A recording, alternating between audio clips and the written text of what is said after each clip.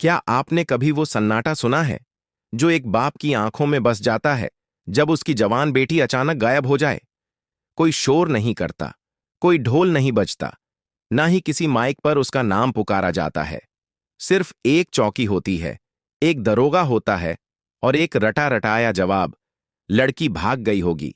लेकिन कभी कभी ये जवाब सिर्फ एक लापरवाही नहीं, बल्कि एक पूरी साजिश का पर्दा होता है, जिसमें हर किरदार खाकी पहनकर बैठा होता है और हर लड़की की चीख धीरे धीरे मुकम्मल मौन बन जाती है। ये कहानी एक ऐसी ही जगह की है जहां हर रात ट्रकें रुकती हैं और हर सुबह कोई बेटी कम हो जाती है, और एक पिता जिसकी आंखों में अब नींद नहीं, सिर्फ इंतजार बचा है। गांव का नाम था महाराजपुर। उत्तर प्रदेश के उस हिस्से में बसा एक पुराना गांव जहां हर घर की दीवारें झोंपड़ी की तरह झुक चुकी थीं, लेकिन कुछ दिल अब भी सीधे खड़े थे, जैसे भैरव परिहार का।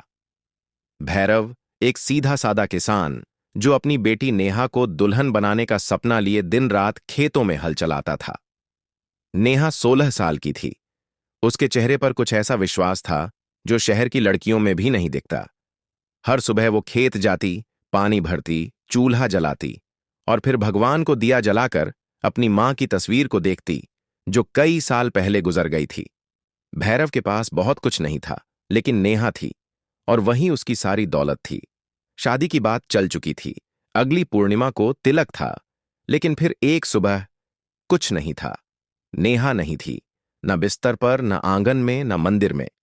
भैरव ने पहले खुद को समझाया, फिर गांव वालों से पूछा, फिर तालाब के पास गया, और जब कहीं कुछ न मिला तो पगले की तरह धर्मपुर पुलिस चौकी पहुंचा। दरोगा जगमोहन तंवर अपने कमरे में हुक्का गुड़गुड़ा रहा था और उसके 4 सिपाही किसी मांस की दुकान से लाया गया खाना खा रहे थे। भैरव ने कांपते हुए आवाज दी, साहब, मेरी नेहा वो सुबह से नहीं दिखी। जगमोहन ने बिना देखे जवाब दिया, लड़की होगी, कहीं भाग गई होगी। आजकल की लौंडियां मोबाइल पे फिल्में देखती हैं, दिल लगाती हैं, फिर जब भागती हैं तो बाप बाप करते हैं। भैरव ने कुछ और कहना चाहा, लेकिन सिपाहियों की हंसी ने उसके सारे शब्द छीन लिए। दरोगा ने झल्लाकर कहा, जा बुड्ढे, कहीं और ढूंढ अपनी बिटिया को, थाने में बैंड बाजा नहीं बजता है हर बार। भैरव खामोश लौटा, लेकिन उसका चेहरा उस दिन से किसी सूखे हुए खेत की तरह हो गया था, बेजान, चुप और फटा हुआ। 3 दिन बीत गए, नेहा का कोई अता पता नहीं था। गांव में कुछ लोग फुसफुसा रहे थे, लड़की तो पढ़ी लिखी थी, कहीं निकल गई होगी। लेकिन भैरव को यकीन था, नेहा कभी अपनी मां की तस्वीर को बिना प्रणाम किए घर से बाहर नहीं जाती थी। उसके जाने के बाद से वो तस्वीर पर धूल जम चुकी थी।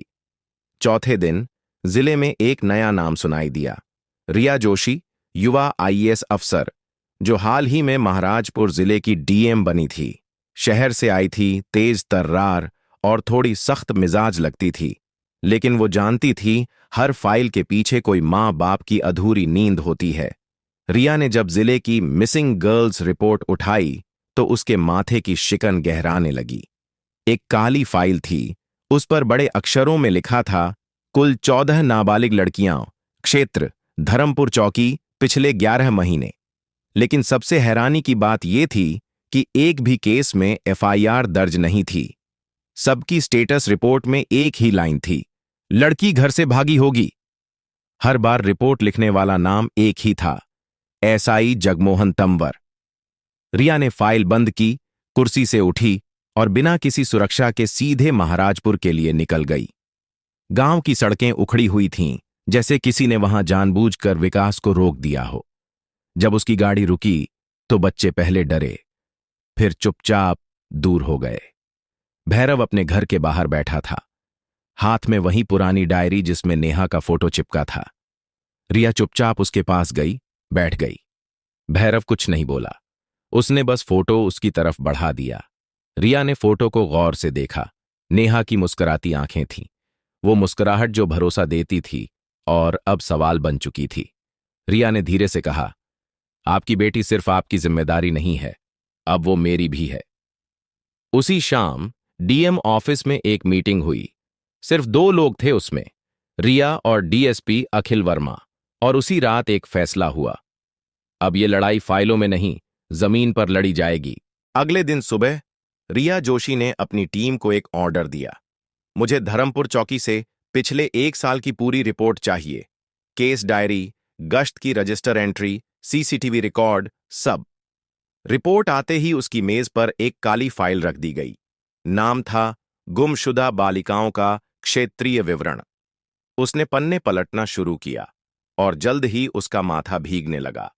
फाइल में 14 नाबालिग लड़कियों के नाम थे, 13 से 17 साल की उम्र के बीच, सब गायब, और सभी केस में लिखा था FIR not registered, suspect elopement. हर केस की रिपोर्टिंग करने वाला नाम एक ही था, जगमोहन तंवर। लेकिन रिया सिर्फ कागजों से जज्बात नहीं बनाती थी। उसने एक बड़ी स्क्रीन पर सभी लड़कियों की गुमशुदगी की तारीखें, समय, लोकेशन और घटनास्थल की दूरी को जोड़ना शुरू किया। पैटर्न बनते जा रहे थे। ज्यादातर लड़कियां तड़के के वक्त गायब हुई थीं, 4 बजे से 6 बजे के बीच। कुछ मंदिर जा रही थीं, कुछ पानी भरने और कुछ खेतों की ओर। और एक चीज जो हर बार कॉमन थी, वो इलाका पुलिस चौकी से 2 किलोमीटर के दायरे में था। और फिर उसने एक नई बात देखी।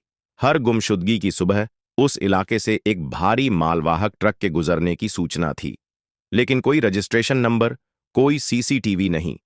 रिया समझ गई, ये सिर्फ लापरवाही नहीं, कुछ और है। वो सीधे पहुंची डीएसपी अखिल वर्मा के पास। अखिल वर्मा 37 साल का, एक ईमानदार लेकिन खामोश अफसर। जिस तरह से वो अपने थाने में बिना ऊंची आवाज के सब कुछ कंट्रोल में रखता था, उससे रिया को भरोसा था कि अगर ये साजिश है तो उसे खुलासा सिर्फ अखिल कर सकता है। रिया ने सीधा कहा, मैं अब वर्दी पहनकर कुछ नहीं निकाल सकती, मुझे सिस्टम के बाहर से काम करना होगा। आप साथ हैं? अखिल ने सिर्फ एक शब्द में जवाब दिया, पूरी तरह। उन्होंने एक छोटी मीटिंग की जिसमें शामिल थे महिला थाना प्रभारी इंस्पेक्टर माया द्विवेदी, नार्को सेल के हेड राजकुमार सैनी और खुद डीएम रियाव, डीएसपी अखिल। रिया ने सबके सामने फाइल फेंकी। इसमें 14 बच्चियों के नाम हैं, कोई भी घर नहीं लौटी, और हर बार चौकी की रिपोर्ट एक ही, लड़की भाग गई। भागी नहीं हैं ये बच्चियां, इनका सौदा हुआ है, और सौदा वहीं से होता है जहां इंसाफ मिलना चाहिए, चौकी। इंस्पेक्टर माया बोली, मैम, गांव की औरतों से पूछताछ जरूरी है।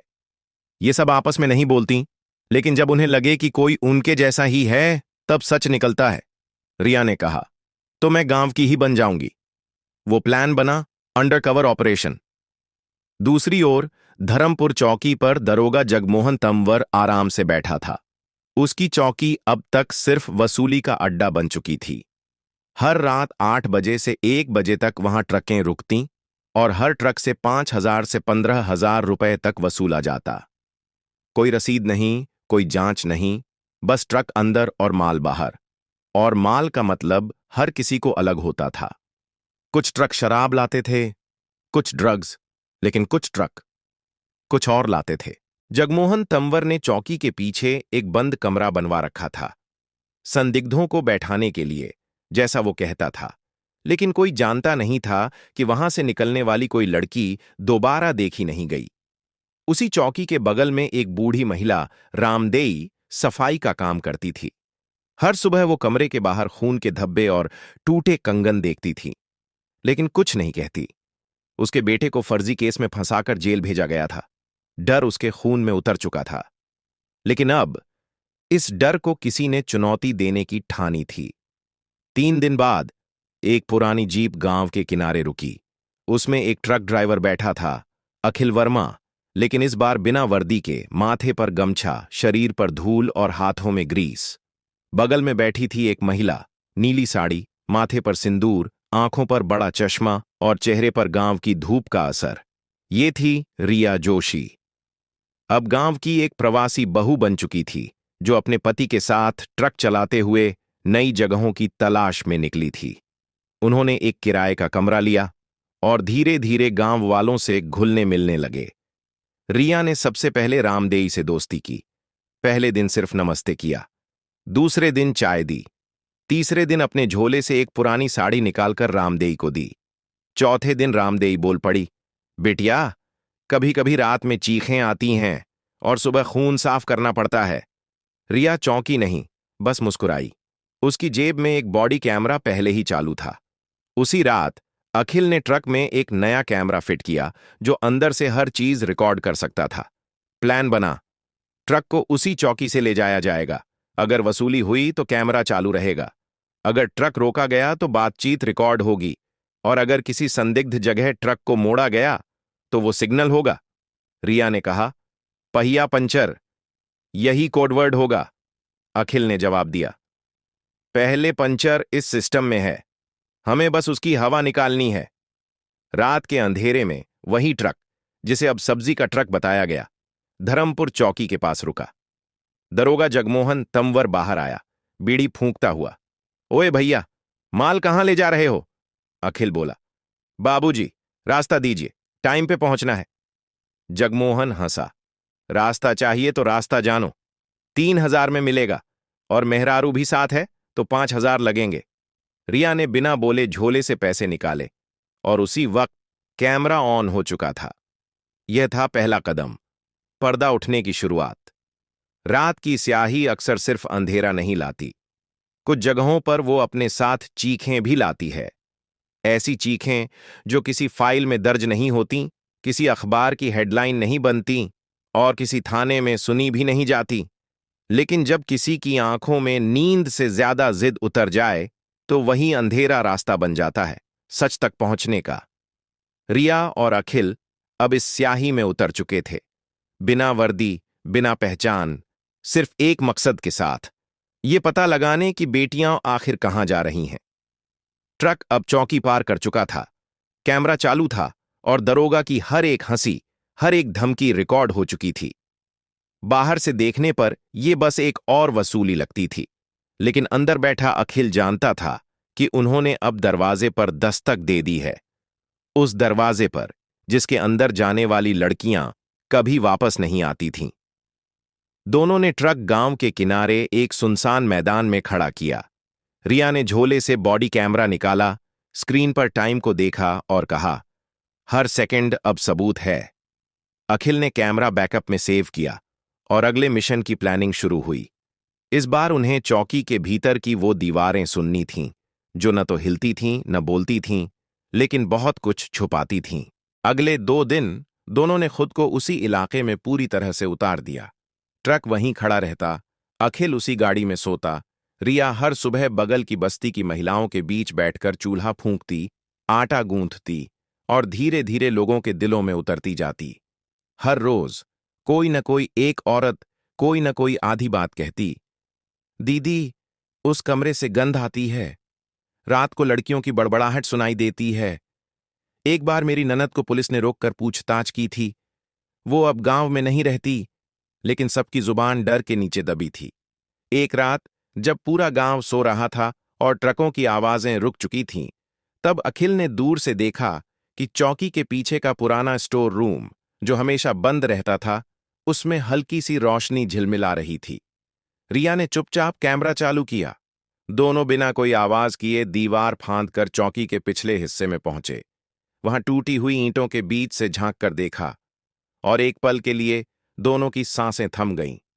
कमरे में 3 लड़कियां थीं, एक कोने में सिकुड़ी हुई, डरी सहमी, और आंखों में प्यास नहीं, बस डर। 2 आदमी शराब पीते हुए हंस रहे थे और कह रहे थे, कल सुबह गाड़ी आएगी, रेडी रखना। वो गाड़ी क्या थी, कहां जा रही थी, क्यों आ रही थी, अब कुछ भी अनुमान नहीं रहा, अब सब कुछ साफ था। रिया ने धीरे से अखिल के कान में कहा, पहिया पंचर। अखिल ने जेब से एक बटन दबाया। बॉडी कैमरे से लाइव फुटेज पास ही के अंडरकवर टीम को भेजा गया, जिसमें 2 महिला कांस्टेबल और 4 लोकल सिविल ड्रेस जवान थे, जो पहले से इलाके में तैनात थे। डिप्टी एसपी को भी अलर्ट किया गया। 15 मिनट के भीतर जीपें दहाड़ती हुई चौकी की तरफ बढ़ीं, और फिर एक साथ दरवाजे टूटे, बंदूकें तन गईं, और वो दरोगा जो कल तक खुद को राजा समझता था, वहीं उसी स्टूल पर हथकड़ी पहने बैठा था। तीनों लड़कियां बाहर निकाली गईं। 2 बेहोश थीं, तीसरी रो रही थी, लेकिन उस रोने में इस बार डर नहीं था, सिर्फ राहत थी। जैसे ही खबर फैली, धरमपुर चौकी से लड़कियां बरामद, दरोगा गिरफ्तार, पूरे जिले में भूचाल मच गया। टीवी चैनलों पर ब्रेकिंग न्यूज, सोशल मीडिया पर वायरल फोटो और थाने के बाहर भीड़ लग गई। एक बूढ़ा आदमी जो वहां सबसे पहले पहुंचा, वो भैरव परिहार था। उसकी आंखें सीधे उस लड़की को ढूंढ रही थीं जो अब भी कहीं नहीं थी, नेहा। लेकिन उसके चेहरे पर एक बात साफ थी, लड़ाई अब अकेले नहीं लड़ी जा रही थी।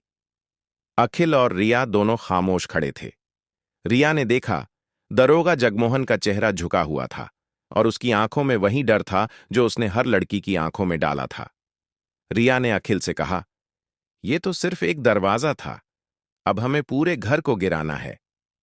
अगले दिन डीएम ऑफिस में एक प्राइवेट प्रेस ब्रीफिंग बुलाई गई। मीडिया के सामने कोई बयान नहीं दिया गया, सिर्फ एक स्लाइड शो चला। चौकी का अंदरूनी वीडियो, लड़कियां कमरे में, दरोगा की वसूली की बातें, हर एक सेकंड कैमरे में कैद था।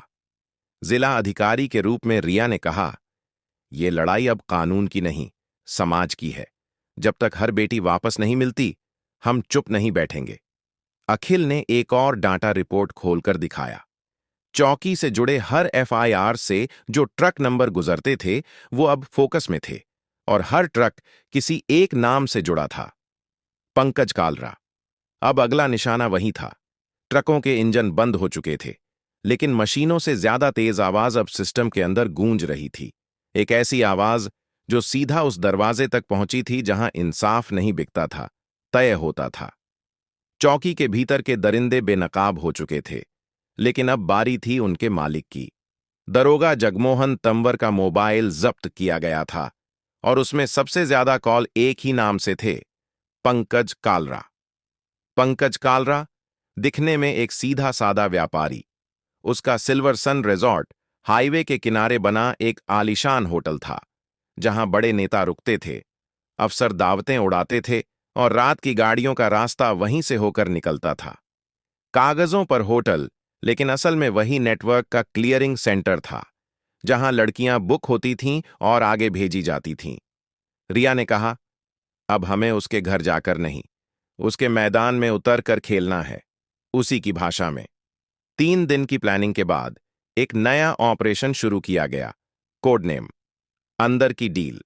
रिया अब एक ब्रोकर बन चुकी थी, रचना नाम की दलाल, जो बिहार से नया माल लेकर आई थी। उसने अपनी पहचान एक लोकल एनजीओ के जरिए भेजवाई, जिसमें वो खुद को एक एजेंट बताती है जो दिल्ली में घरेलू काम के लिए लड़कियां भेजती है। रचना के नाम से व्हाट्सएप पर एक नंबर एक्टिवेट हुआ। उस पर पहला मैसेज गया, मेरे पास 2 नए कस्टमर हैं, माल चाहिए, भरोसे वाला चाहिए। दूसरे ही दिन नंबर से जवाब आया, सिल्वर सन रिजॉर्ट, कमरा 204, आज शाम 7 बजे। शाम को रिया तैयार हुई, चमकीला सूट, होठों पर लिपस्टिक, आंखों पर हल्का काजल, हाथ में एक फाइल जिसमें फर्जी पहचान पत्र थे और मोबाइल जिसमें बॉडी कैमरा लाइव रिकॉर्डिंग कर रहा था।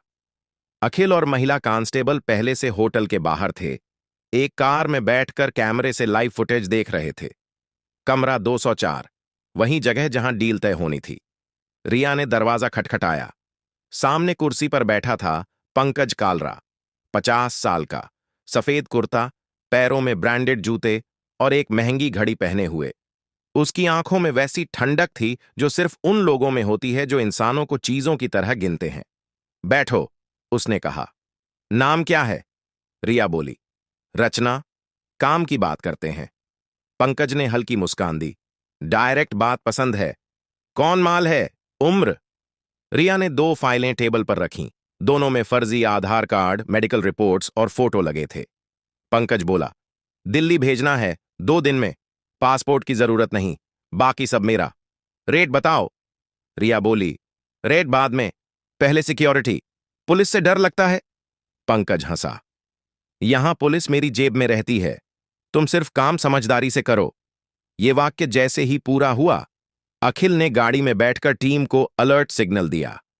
Red confirmed, action now. Hotel के चारों ओर पहले से लोकल थाने की टीम तैनात थी।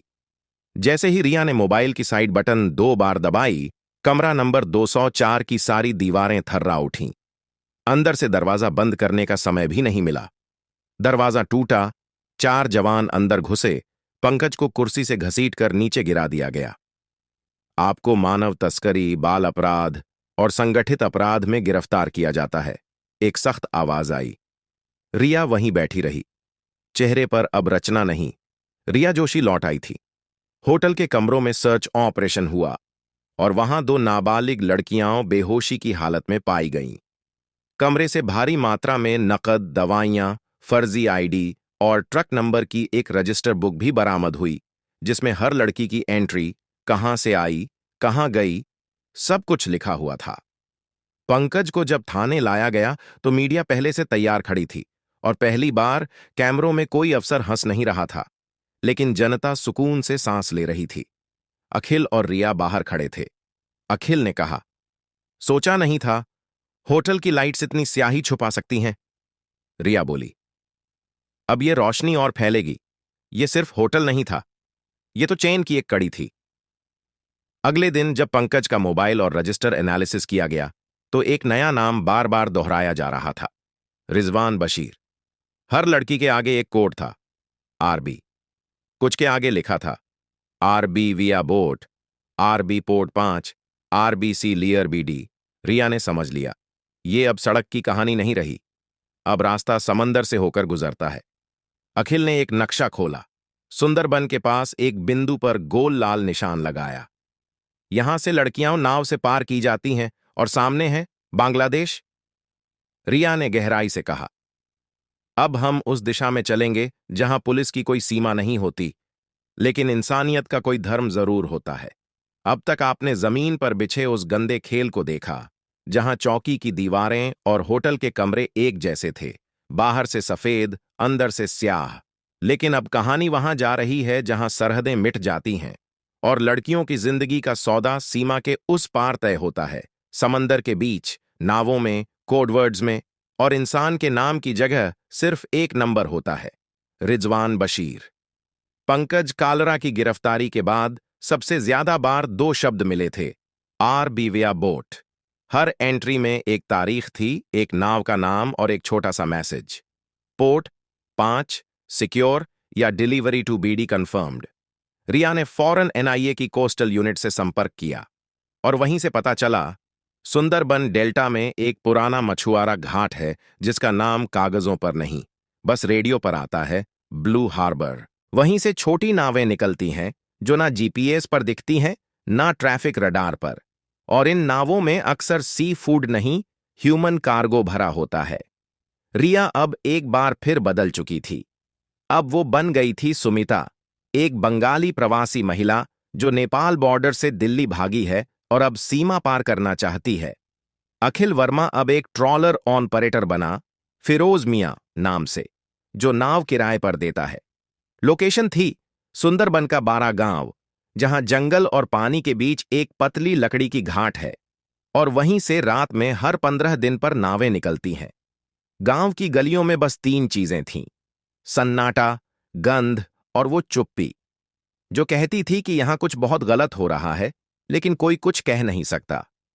एक स्थानीय दलाल से संपर्क किया गया। नाम था साजिद मंडल। रिया ने उससे कहा, दिल्ली से भागी हूं, बॉर्डर पार करना है, पासपोर्ट नहीं है। साजिद ने बिना ज्यादा पूछे जवाब दिया, पासपोर्ट की जरूरत नहीं, रास्ता हमारा है, दिल्ली नहीं, दुबई तक पहुंचाते हैं, माल अच्छा हो तो काम दमदार मिलेगा। रिया ने कहा, 2 और लड़कियां भी हैं, 2 दिन में आएंगी। साजिद तैयार हो गया। समय तय हुआ, रात 11 बजे, 12 घाट का एक सुनसान गोदाम। ऑपरेशन का नाम था बंधन मुक्त। इस बार सिर्फ उत्तर प्रदेश पुलिस नहीं थी, सीमा सुरक्षा बल, SSB, national investigation agency, NIA, local Bengal police, सब एक साथ थे। लेकिन ऑपरेशन की अगुवाई वही कर रहे थे जिन्होंने इसकी शुरुआत की थी, आईएएस रिया जोशी और डीएसपी अखिल वर्मा। रात हुई। समंदर का पानी काला लग रहा था, जैसे किसी ने उसमें हर उस लड़की का खून घोल दिया हो जो उस पार गई और फिर कभी वापस नहीं आई। रिया ने 2 महिला कांस्टेबल को साथ लिया। तीनों ने फटी हुई साड़ियां पहनी, चेहरे पर गंदगी का निशान और आंखों में वही डर जो असली लगना जरूरी था। वो गोदाम पहुंचे। अंदर पहले से कुछ आदमी थे, बीड़ी फूंकते, और एक छोटी सी नाव की तैयारी करते हुए। साजिद ने रिया को देखा। तू दिखने में भागी हुई नहीं लगती, लेकिन डर सही है। डर जरूरी है। रिया चुप रही। फिर जैसे ही साजिद ने दरवाजा बंद किया, रिया ने सिग्नल दिया। चारों तरफ से गोदाम पर धावा बोला गया। एनआईए के जवान पीछे की खिड़की से घुसे। एसएसबी ने पानी के रास्ते से घाट ब्लॉक किया।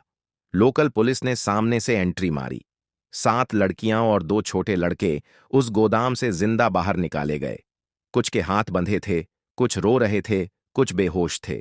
लेकिन एक बात साफ थी, ये सब अगली नाव से दुबई जाने वाले थे और कभी वापस नहीं आने वाले थे। साजिद वहीं पकड़ा गया और जब पूछताछ शुरू हुई तो एक नया नाम सामने आया, बबलू। शमीम उर्फ बबलू। एक ऐसा नाम जिसे सुनकर लोकल इंस्पेक्टर का चेहरा पीला पड़ गया। बबलू, जो बंगाल की खाड़ी के किनारे शंख घाट नाम की जगह से अपने काले साम्राज्य को चलाता था। वो हर महीने एक बार खुद घाट पर आता था, सौदे फाइनल करता था और ब्लैक नाव नाम की एक गुप्त बोट पर अपना माल भेजता था। रिया और अखिल अब समझ चुके थे, पंकज कालरा सिर्फ दरवाजा था, बबलू असली दरिंदा है। इस बार मिशन और बड़ा था। ऑपरेशन का नाम रखा गया एनएवी, नेटवर्क अगेंस्ट अब्यूज विया वाटरवेज। रिया अब एक मछुआरे की विधवा बनी। रुखसार दिन भर शंख घाट के बाजार में मछली बेचती और रात को घाट के किनारे बैठकर नावों को गिनती। वहीं उसने एक औरत से दोस्ती की, रेखा। रेखा की बहन 2 साल पहले गई थी काम करने दुबई, फिर कभी नहीं लौटी। आखिरी कॉल में वो रो रही थी और कह रही थी, मुझे कोई खरीद चुका है। रेखा की आंखें अब भी उस कॉल की आवाज में अटकी थीं। रेखा ने बताया, हर 15 तारीख को एक नाव जाती है। बबलू खुद आता है, सौदा करता है, सबको कैश देता है। 15 तारीख की रात घाट पर बबलू आया।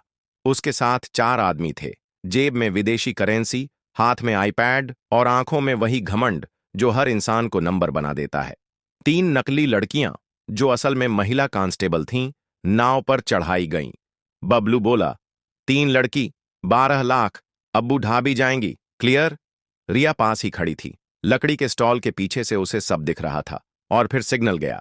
Coast guard, NIA, local police, सबने एक साथ धावा बोला। गोलीबारी हुई, नाव पलटी, बबलू भागने की कोशिश में गिरा, लेकिन पकड़ लिया गया। उसके साथ 11 लोग और पकड़े गए। नाव से 6 नाबालिग लड़कियां, फर्जी पासपोर्ट, नकली वीजा, हथियार और डॉलर की गड्डियां मिलीं। जब नीलम नाम की एक लड़की अपने गांव लौटी, उसकी मां ने सिर्फ इतना कहा, मुझे लगा तू अब कभी नहीं लौटेगी। उस दृश्य को देखकर पहली बार अखिल और रिया, जो अब तक सिर्फ ऑपरेशन लीड कर रहे थे, चुपचाप एक दूसरे की ओर देखे। हम जीत तो रहे हैं, रिया बोली, लेकिन जख्म अभी बाकी हैं। अखिल ने कहा, अब वक्त है इन दरिंदों को कानून के कटघरे में खड़ा करने का। अब तक आपने जमीन पर बिछे उस गंदे खेल को देखा, जहां चौकी की दीवारें और होटल के कमरे एक जैसे थे, बाहर से सफेद, अंदर से स्याह। लेकिन अब कहानी वहां जा रही है जहां सरहदें मिट जाती हैं और लड़कियों की जिंदगी का सौदा सीमा के उस पार तय होता है, समंदर के बीच, नावों में, कोड वर्ड्स में, और इंसान के नाम की जगह सिर्फ एक नंबर होता है, रिजवान बशीर। पंकज कालरा की गिरफ्तारी के बाद सबसे ज्यादा बार 2 शब्द मिले थे, आरबी विया बोट। हर एंट्री में एक तारीख थी, एक नाव का नाम और एक छोटा सा मैसेज, पोर्ट 5, सिक्योर या डिलीवरी टू बीडी कंफर्म्ड। रिया ने फौरन एनआईए की कोस्टल यूनिट से संपर्क किया और वहीं से पता चला, सुंदरबन डेल्टा में एक पुराना मछुआरा घाट है जिसका नाम कागजों पर नहीं, बस रेडियो पर आता है, ब्लू हार्बर। वहीं से छोटी नावें निकलती हैं जो न जीपीएस पर दिखती हैं न ट्रैफिक रडार पर, और इन नावों में अक्सर सी फूड नहीं, ह्यूमन कार्गो भरा होता है। रिया अब एक बार फिर बदल चुकी थी। अब वो बन गई थी सुमिता, एक बंगाली प्रवासी महिला जो नेपाल बॉर्डर से दिल्ली भागी है और अब सीमा पार करना चाहती है। अखिल वर्मा अब एक ट्रॉलर ऑपरेटर बना, फिरोज मियां नाम से, जो नाव किराए पर देता है। लोकेशन थी सुंदरबन का 12 गांव, जहां जंगल और पानी के बीच एक पतली लकड़ी की घाट है और वहीं से रात में हर 15 दिन पर नावें निकलती हैं। गांव की गलियों में बस तीन चीजें थीं, सन्नाटा, गंध और वो चुप्पी जो कहती थी कि यहां कुछ बहुत गलत हो रहा है, लेकिन कोई कुछ कह नहीं सकता। एक स्थानीय दलाल से संपर्क किया गया। नाम था साजिद मंडल। रिया ने उससे कहा, दिल्ली से भागी हूं, बॉर्डर पार करना है, पासपोर्ट नहीं है। साजिद ने बिना ज्यादा पूछे जवाब दिया, पासपोर्ट की जरूरत नहीं, रास्ता हमारा है, दिल्ली नहीं दुबई तक पहुंचाते हैं, माल अच्छा हो तो काम दमदार मिलेगा। रिया ने कहा, दो और लड़कियां भी हैं, 2 दिन में आएंगी। साजिद तैयार हो गया। समय तय हुआ। रात 11 बजे 12 घाट का एक सुनसान गोदाम।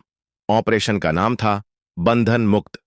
इस बार सिर्फ उत्तर प्रदेश पुलिस नहीं थी, सीमा सुरक्षा बल, SSB, national investigation agency, NIA, local Bengal police, सब एक साथ थे। लेकिन ऑपरेशन की अगुवाई वही कर रहे थे जिन्होंने इसकी शुरुआत की थी, आईएएस रिया जोशी और डीएसपी अखिल वर्मा। रात हुई।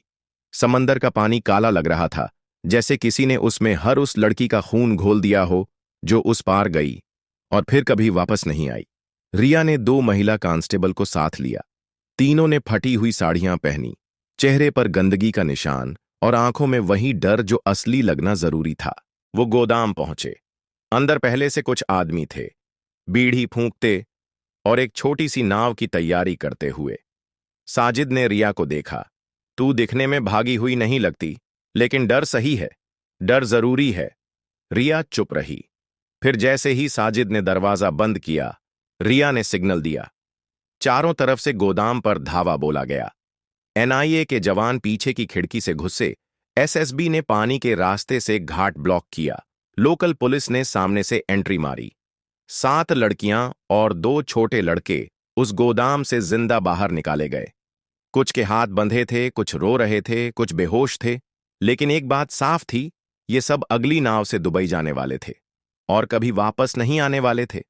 साजिद वहीं पकड़ा गया और जब पूछताछ शुरू हुई तो एक नया नाम सामने आया, बबलू शमीम उर्फ बबलू। एक ऐसा नाम जिसे सुनकर लोकल इंस्पेक्टर का चेहरा पीला पड़ गया। बबलू, जो बंगाल की खाड़ी के किनारे शंख घाट नाम की जगह से अपने काले साम्राज्य को चलाता था। वो हर महीने एक बार खुद घाट पर आता था, सौदे फाइनल करता था और ब्लैक नाव नाम की एक गुप्त बोट पर अपना माल भेजता था। रिया और अखिल अब समझ चुके थे, पंकज कालरा सिर्फ दरवाजा था, बबलू असली दरिंदा है। इस बार मिशन और बड़ा था। ऑपरेशन का नाम रखा गया एनएवी, नेटवर्क अगेंस्ट अब्यूज विया वाटरवेज। रिया अब एक मछुआरे की विधवा बनी।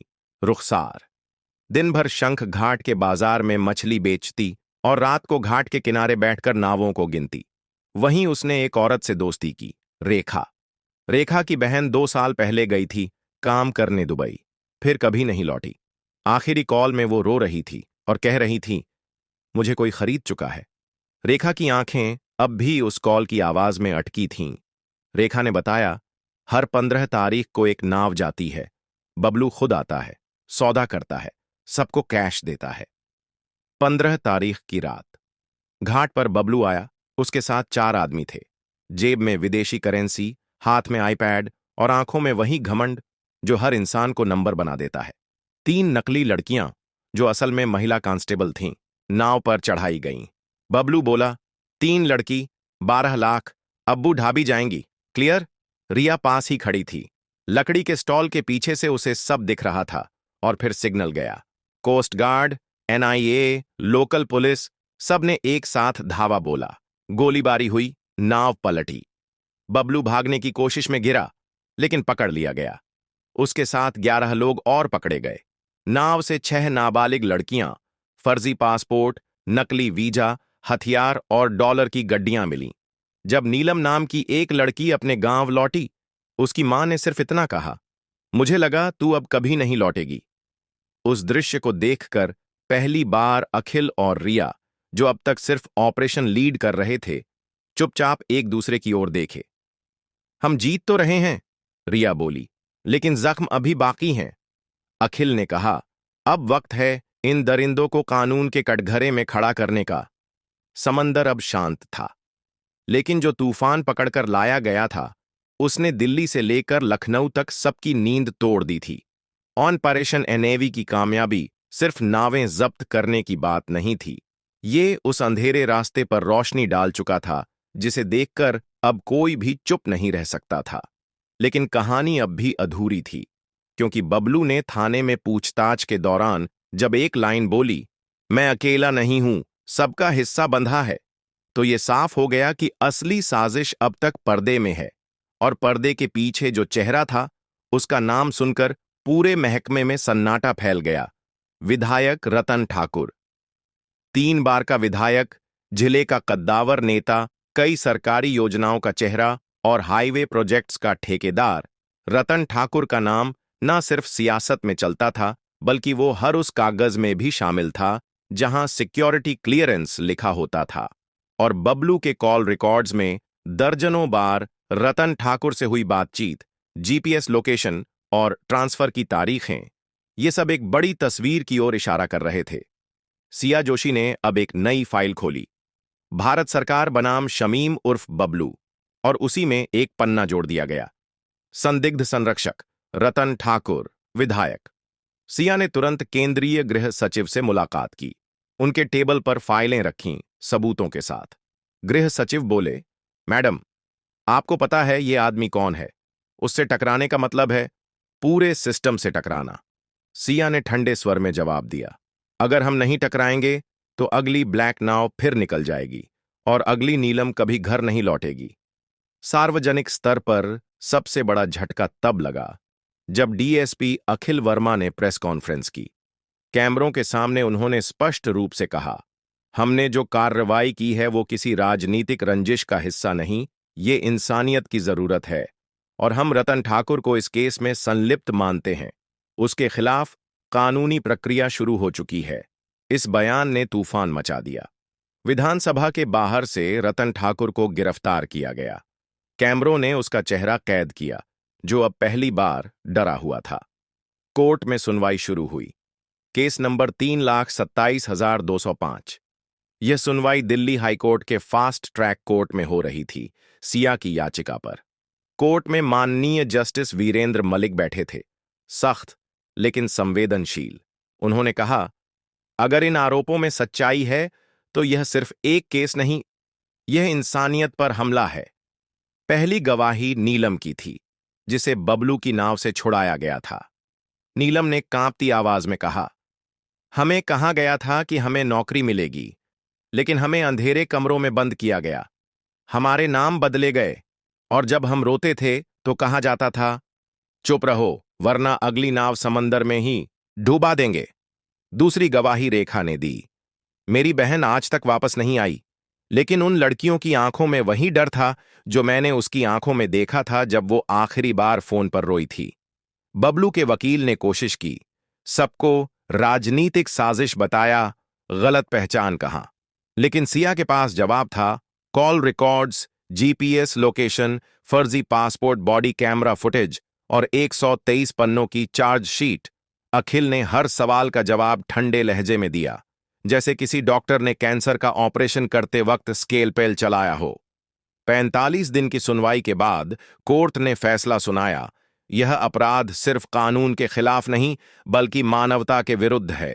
इसलिए आरोपी शमीम उर्फ बबलू, उसके 11 सहयोगी और विधायक रतन ठाकुर को आजीवन कारावास की सजा सुनाई जाती है। कोर्ट के बाहर सैकड़ों कैमरों की भीड़ थी। रिपोर्टर चिल्ला रहे थे, लेकिन एक कोने में सिर्फ 2 लोग खड़े थे, सिया और अखिल। सिया ने कहा, हम जीत तो गए, लेकिन ये जख्म कभी पूरी तरह नहीं भर पाएंगे। अखिल बोला, हर केस जीतने से ज्यादा जरूरी है हर बच्ची को बचा लेना। कुछ महीने बाद दिल्ली में एक कार्यक्रम हुआ। नई सुबह नाम का एक एनजीओ लॉन्च किया गया, जो मानव तस्करी से बचाई गई लड़कियों को शिक्षा, आश्रय और रोजगार देगा। स्टेज पर एक लड़की खड़ी हुई, वही नीलम। उसने कहा, आपने हमें सिर्फ बचाया नहीं, हमें जीना सिखाया है। सिया मुस्कुराई। अखिल की आंखें नम थीं। सिया ने धीरे से कहा, अब ये लड़कियां किसी कहानी की किरदार नहीं, अब ये अपनी कहानी की खुद लेखिका हैं। अगर ये कहानी आपके दिल को छू गई हो तो बस इतना जानिए, असली लड़ाई अब भी बाकी है, लेकिन जब तक ऐसे अफसर जिंदा हैं, आखिरी लड़की को भी कोई नहीं खरीद सकता।